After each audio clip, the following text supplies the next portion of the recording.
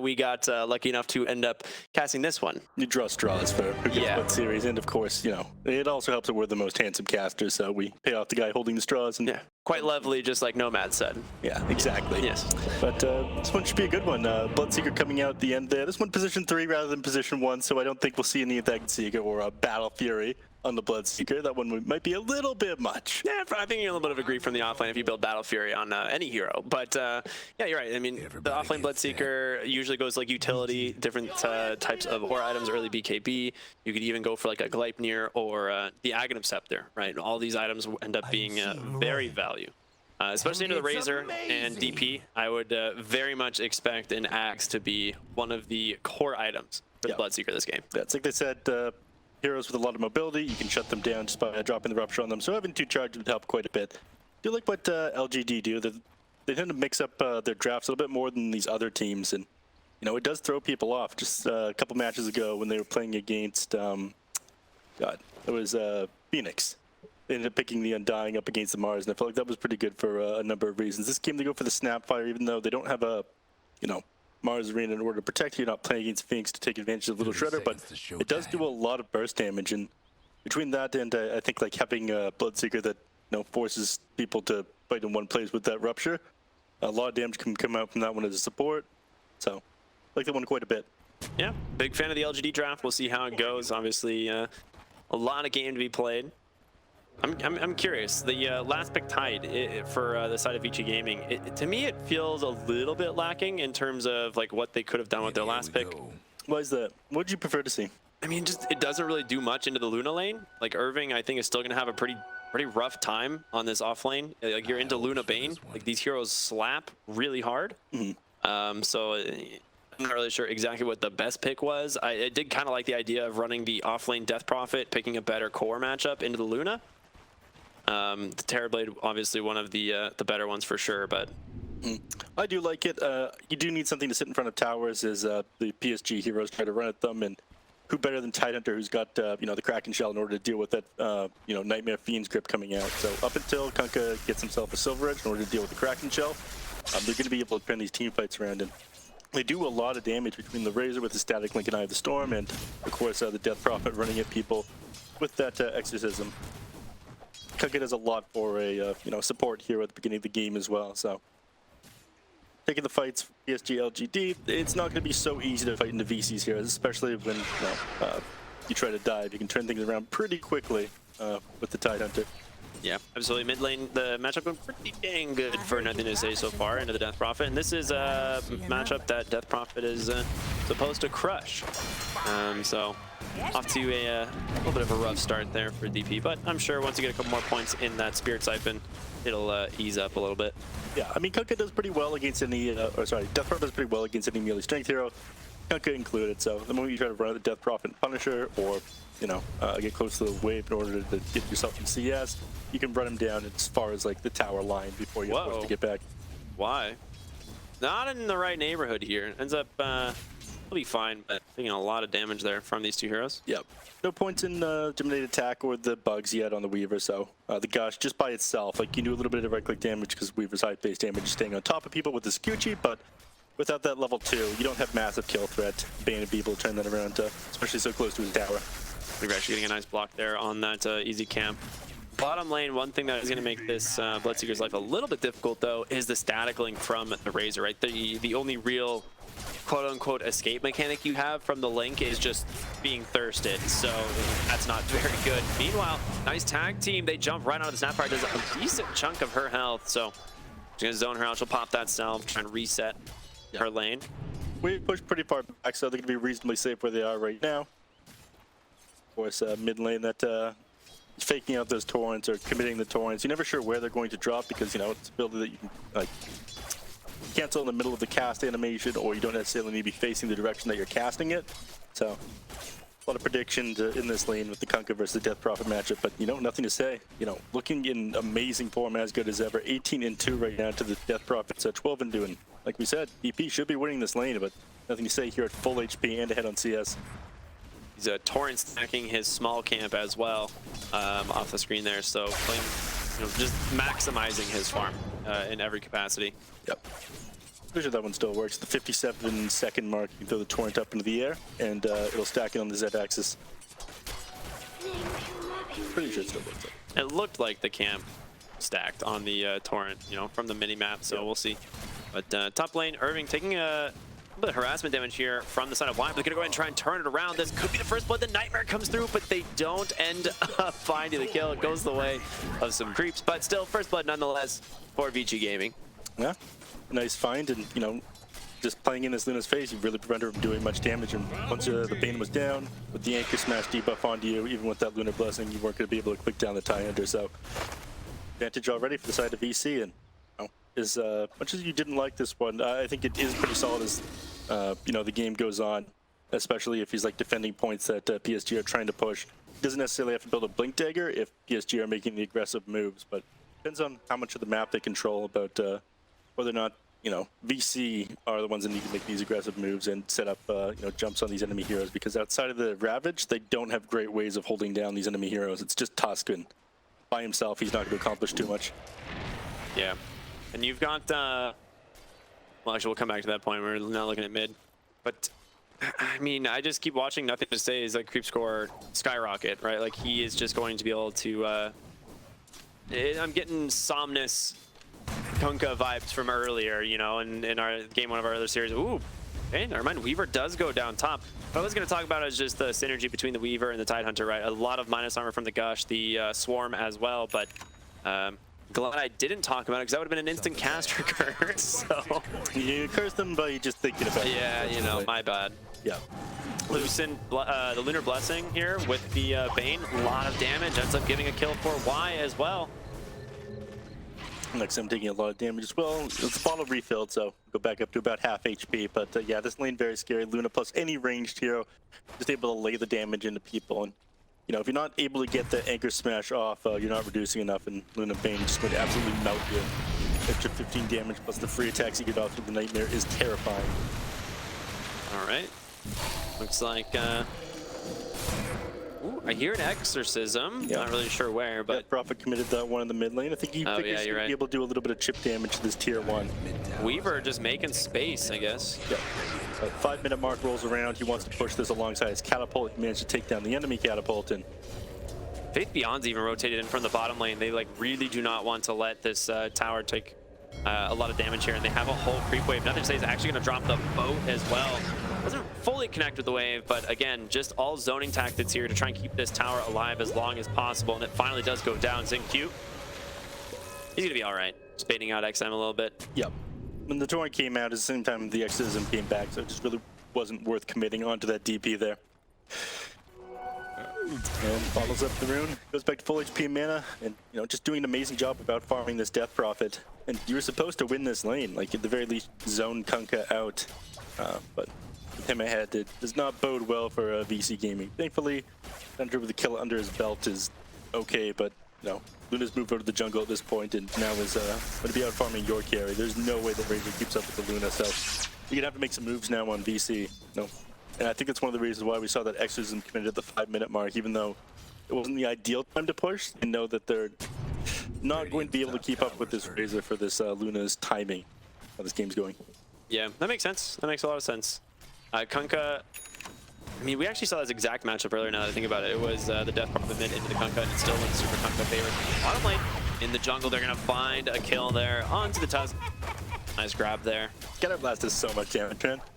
Billy's sick. Yeah, it's kind of insane. So, Gamma just melts.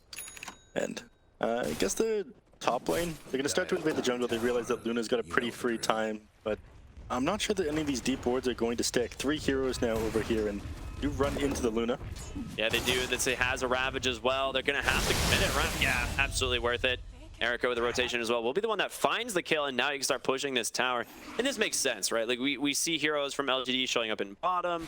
Erica does not want to fight into them. Comes top, going to help push this tower with the Tidehunter. Kind of the same. It's your standard safe lane carry to the offlane rotation that we see, right? Like nothing too special here, but XM joining as well. They really do want to find the first tower. Yep. And of course, this will give them easier access into the Luna's jungle, so her space to farm is suddenly getting a lot smaller. She can have the triangle, she can have the creeps close to the mid lane, but going this far out anymore is going to be a big no-no. Thankfully, you've got other heroes that are pretty active that are going to be able to pick up the slack. Once Bloodseeker and Kunkka get like their first or second item, Luna's going to be able to farm all she wants. And speaking of Bloodseeker, doing pretty decently. He's recovering a little bit. Looking for a Rod of Atos, probably into the Gleipnir for this game. Yeah. To hold people down when you have Snapfire sitting behind you. When you have a Luna, keeping like multiple people in place to let those Moonglyphs bounce and really help your DPS. So the counter rotation to the bottom lane, LGD going to find themselves their first tower. Meanwhile, mid, they are starting to apply pressure. We're going to start seeing some of the TPs to defend as well. So you don't want to give up the mid tower for the bottom tier 1, but it does make the enemy team jungle easy for the Luna to farm. Weaver gets himself very nice patience from him. Let's see that rotation, the exorcism committed mid once again. XM trying to do what damage he can to the tower, but with nothing to say sitting in front, it's very difficult. They're going to be able to grab the Tidehunter here. Rupture, again, it's available if they want to use it, but Tidehunter is such a scary hero to initiate on. Yeah, it's all magic damage for them right now. We've got the all right, there it is. Rupture out onto XM, but where's your follow-up? It's just going to get salved by Tusk. All right, nicely done. Before the Mortimer Kisses, it's just not there. They'd have to commit pretty far forward, but I don't think they'll have the Mortimer Kisses until at least the 10-minute mark, so not the end of the world if they ended up wasting that Rupture. Gold for my top towers. All right. You know the drill. Ravage cooling down about 23 seconds. Both teams back off to farming. Kunkka still at the top of the net with chart. Razor not too far behind. And I managed to pull ahead with that death on the Luna. The fact that they stopped Luna from farming up her own jungle really slowed them down. There was like a wasted rotation mid. Is he going to get the war before? That is a value use of your life. Oh, nice shard, Zach. No, never mind. It doesn't matter. No, he tried. It was a good attempt, but why? Gets the kill there onto the Tusk. Good find from him. Nice attempt to run for those golems there. Bloodseeker, he probably isn't feeling like he can be too active until he's got a little bit more catch himself. Wants to get himself that Rod of Atos, the way he's able to get on top of people, the Rupture, cancel the TPs, and then have his team follow up. But I do think they need to be a little bit more active. I mean, I don't think Razor's going to wait until he has BKB Refresher before making plays. They're probably going to move into PSG-LGD's triangle pretty quickly here now that Ravage is back up. They're great at holding these points, but they're not great at, jumping the heroes right now. So if they let PSG walk into them, or they take control of an area and just kind of choke them out and out-farm them, that's a play for Vici right now. And they are going to go ahead and smoke. Okay, like you said, they do have the Ravage cooling down. Irving's actually going for a Aghs Scepter this game. So not a standard build there at all. It's unfortunate. It's like the worst target you could go on. And you run right into the Bane, he drops the Nightmare on you. Yeah. So, again, I think the idea was to smoke up and get behind this mid tower into a good position for the Ravage. They really do want to take this mid tier 1 down, and it looks like they may finally do it. LGD respecting the team fight potential here from Vici Gaming as you got Exorcism, Ravage, Eye of the Storm. I mean, these are all really big abilities. Yeah, you've got Mortimer Kisses now. You could try to set up one kill. Yeah, I don't know about this. It's not going to be easy. Just tied under posturing forward, just completely destroy you if a Ravage comes out when you try to drop, a Fiend's Grip off onto somebody. So they back up now, they lose the mid tower. Luna gets a little bit of space off of that, but ooh. Bloodseeker. They find Faith Beyond. This would be a fantastic kill. It is just the two supports. Question, do they really have the damage? Yes, Rupture out tag team doing a lot of work so far. Here comes the Blood Right. They do finally get the kill. Well done. Mortimer Kisses out onto the Tusk. Rupture's there. Does he finish him off? He does. Nicely done by XinQ, finding at least a little bit of a trade there. That's like a damn if you do, damn if you don't scenario. You walk closer to that Snapfiire in order to cancel their Mortimer Kisses with something, or stop them from hitting you, and of course... She pulls out the double barrel. Yeah, boom. That's just how it's done. Yeah. Well done, well done.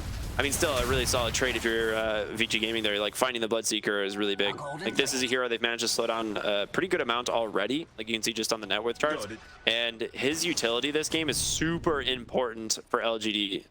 Like, they really do need that, like, late game Aghanims, like a BKB as well. Like, he does have to find items this game. Yeah, he needs to be farming, doing things on the map so, Luna can be off the map in the jungle and maximize the use of the fact that, she's like modern day alchemist. Speaking of Luna, might be in trouble. Irving is here. In comes the Gush. He's got a Ravage and team coming in. Well, Vayne might have not made a little bit of space here, but there it is. They will commit the Ravage. They got the bugs. There's going to be a Fiend's Grip out onto the Death Prophet, and they turn around with the boat in for nothing to say. He's just going to try and TP out of the loop, but a Yules is there from XN to cancel it. You're going to lose the Luna. You lost the Bane. A valiant effort to keep him alive, but it just wasn't enough. That was a damn nice try, I gotta say. They like sidestepped for a moment when they saw Bane, because I think they thought that the rest of PSG's heroes were moving in to commit, but it was just him by himself. And realizes that, continues to chase the Luna, and she almost gets that TP off, but I think the last like 0.3 seconds, the Aghs Scepter comes out from that Death Prophet, and TP gets canceled.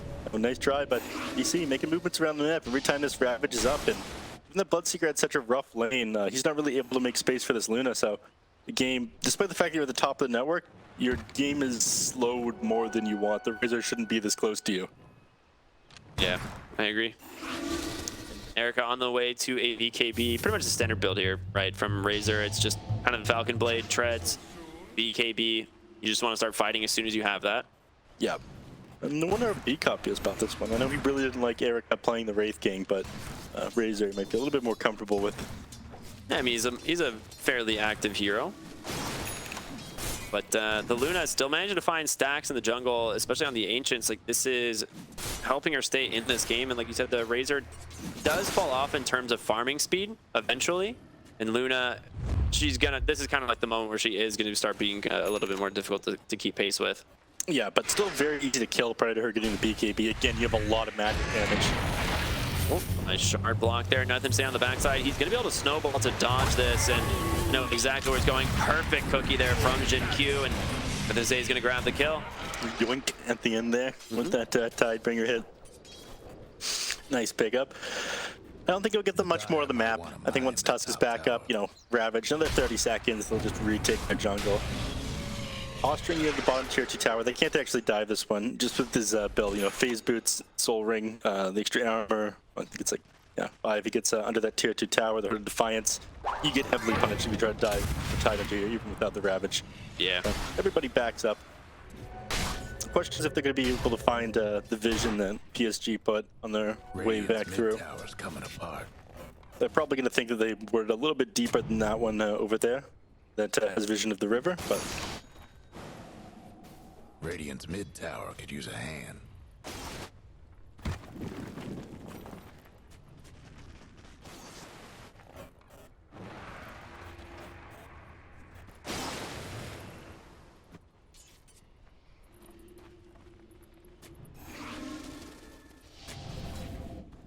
And we're back.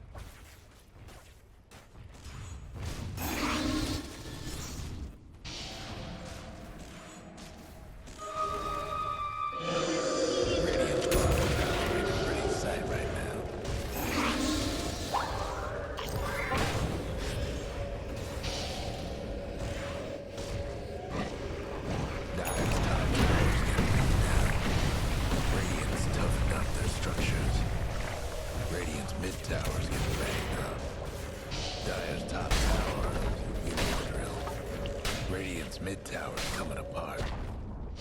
Dire's got one last top tower.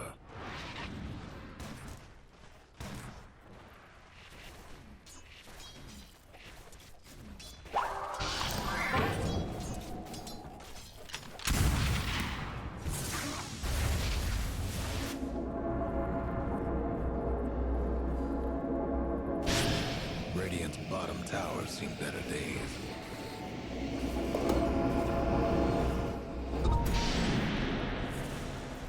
Trouble brewing at Radiant's bottom tower.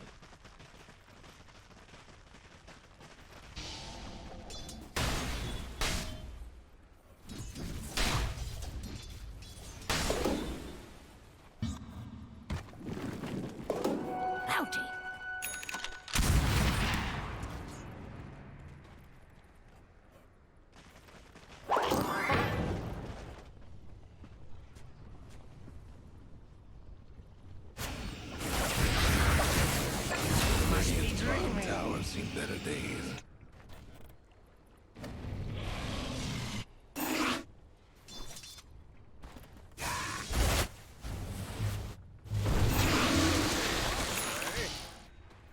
Radiant's bottom tower ain't a pretty sight right now.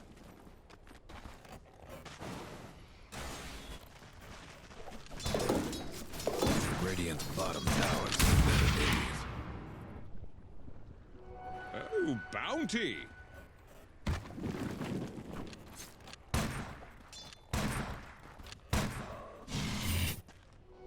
Thank you, my beauties.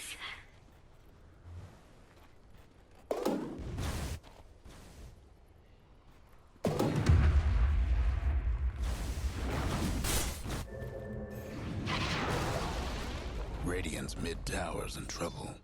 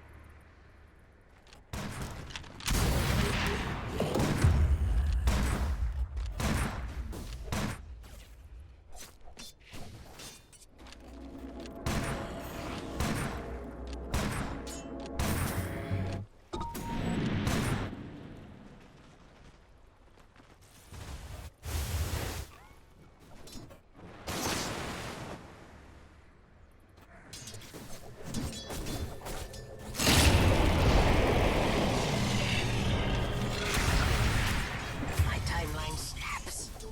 Illusion.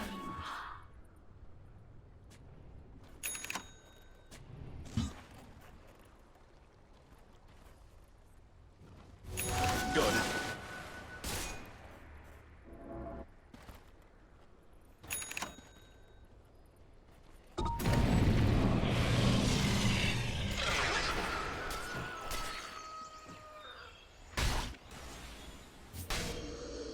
Radiant's bottom tower ain't a pretty sight right now.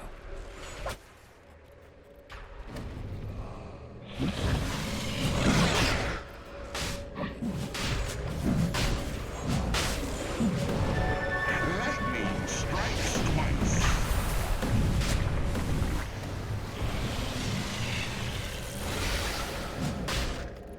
Radiant's mid tower could use a hand.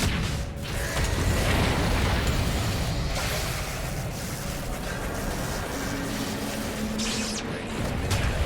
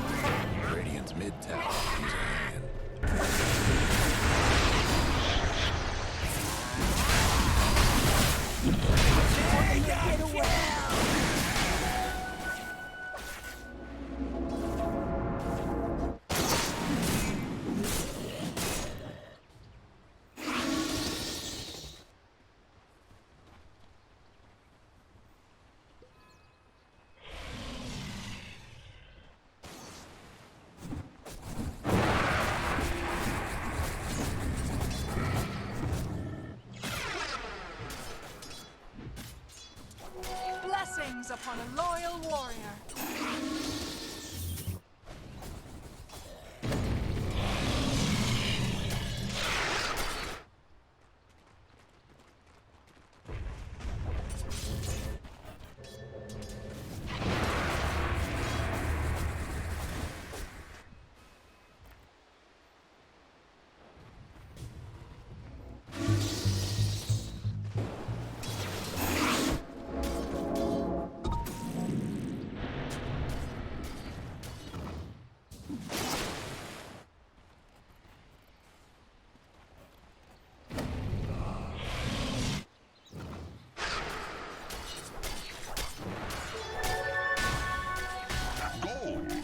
Great conductor.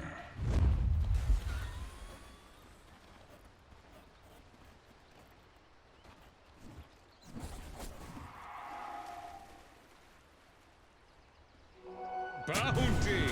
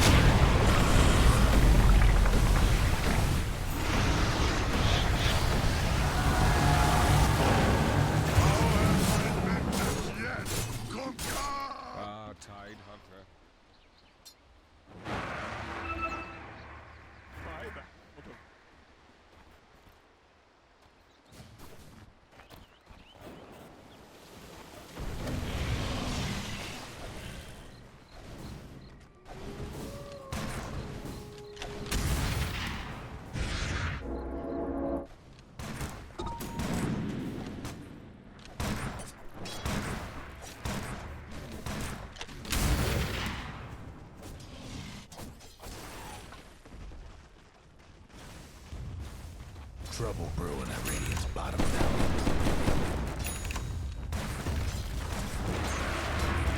Don't breaking down the Radiant structures like this. Trouble brewing at Radiant's bottom tower.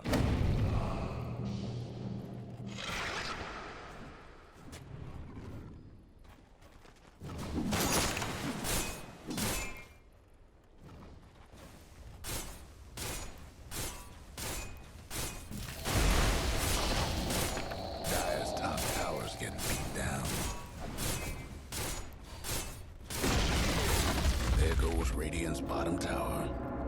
The Dire might want to mine the top tower.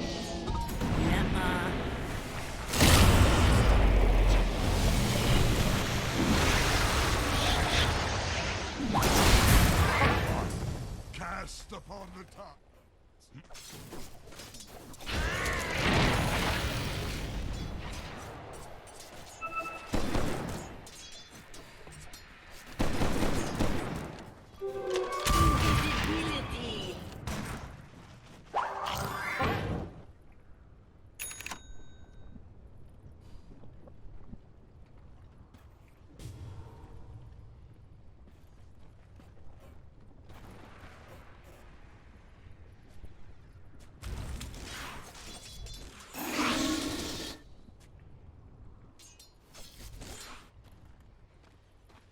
Radiant's mid tower is coming apart.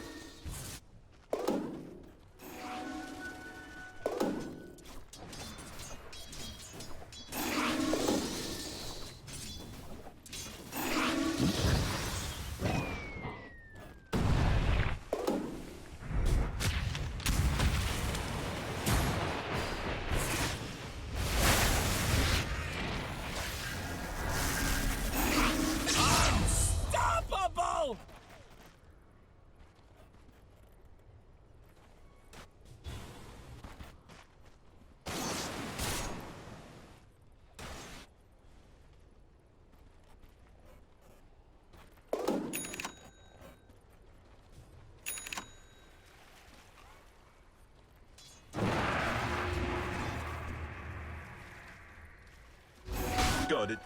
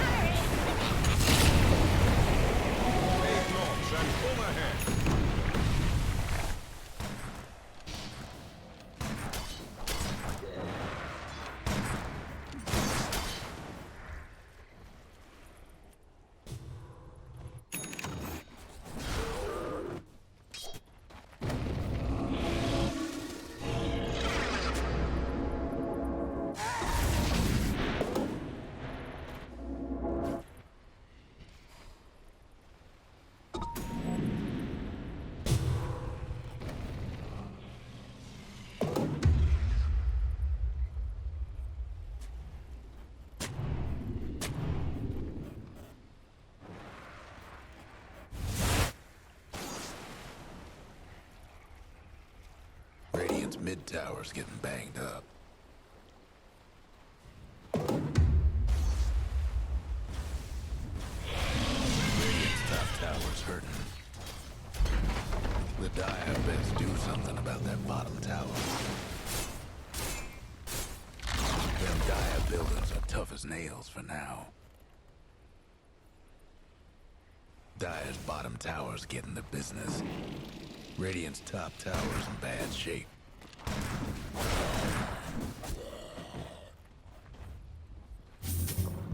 Guess what's happening to Dire's bottom tower?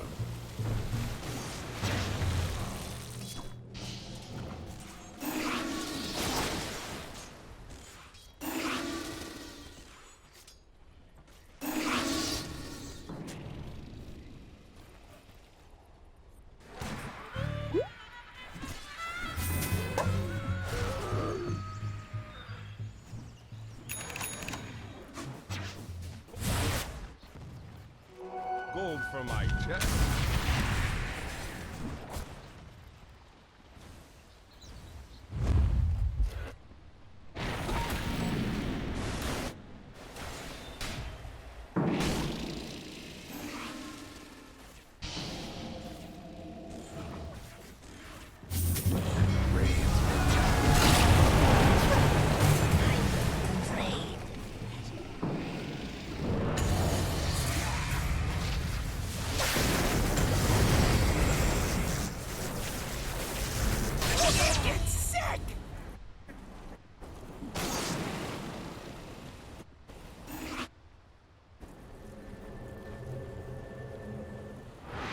Wages of fear.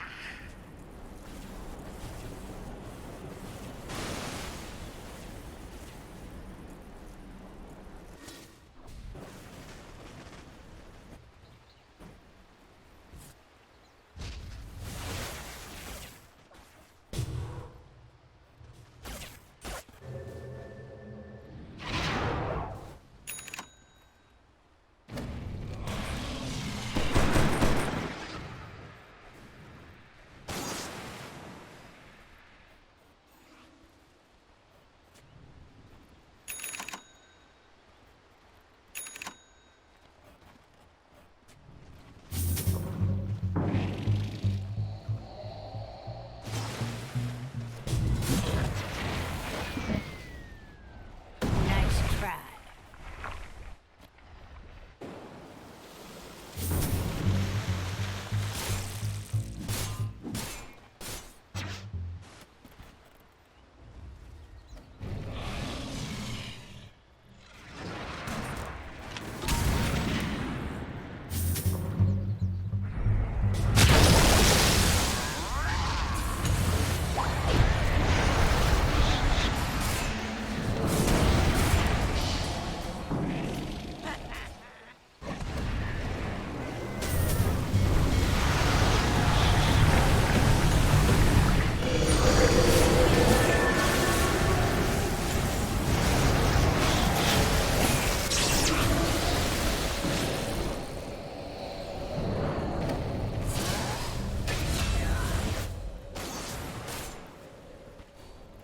Radiant's bottom tower's seen better days.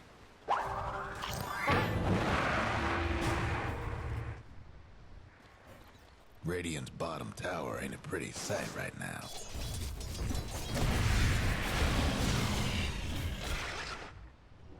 Gold for me.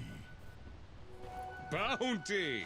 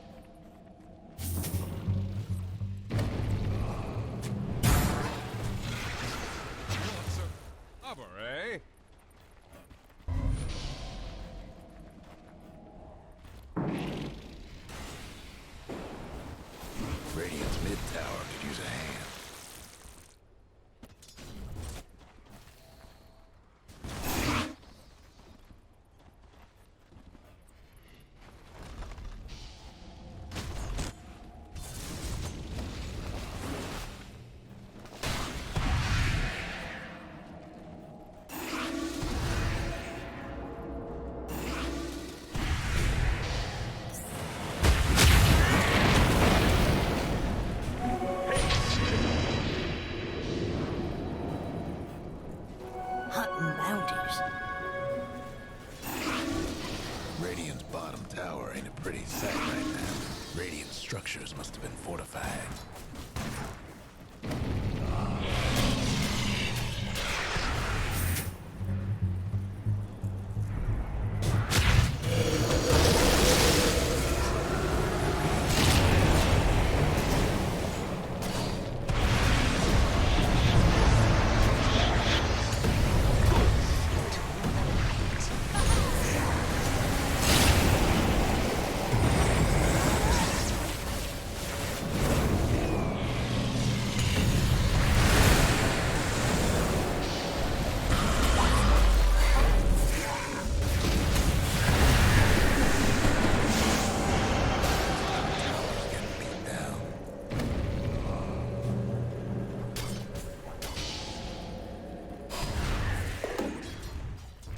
Dire's top tower, you know the drill. Thank you, my beauties.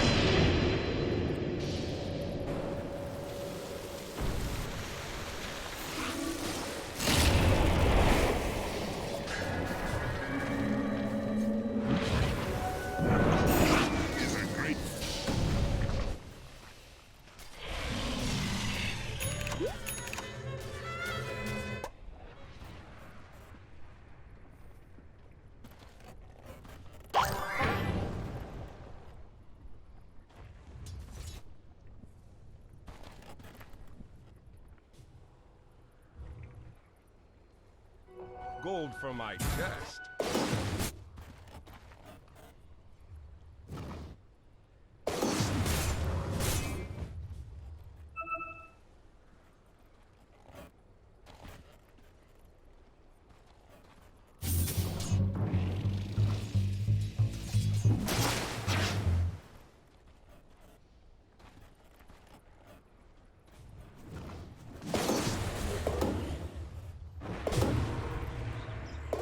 Radiant's mid tower's getting banged up. Illusion!